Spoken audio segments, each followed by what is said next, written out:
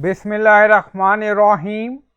Assalamu alaikum. My name is Hassan and today we are going to create 2-column layout, 3-column layout or multiple column layout in Formidable form in WordPress. Before starting work, it's my request, please subscribe my channel. Thank you. Now back to our work. So we are in form and then you see multiple field, name, last name, email. So we are going to create 2-column layout.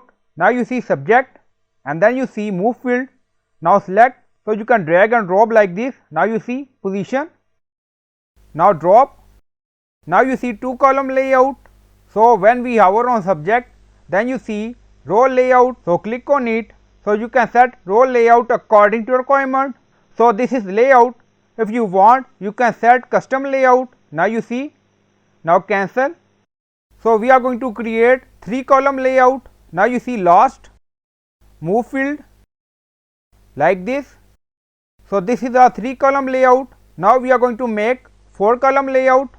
Again drag and drop like this. Now you see 4-column layout in form and then click on update. Now you see form was successfully updated. Go to form page. Now refresh the page. Now you see 4-column layout in form. So I hope you like this video. Please like, comment, share, subscribe. Thank you for watching.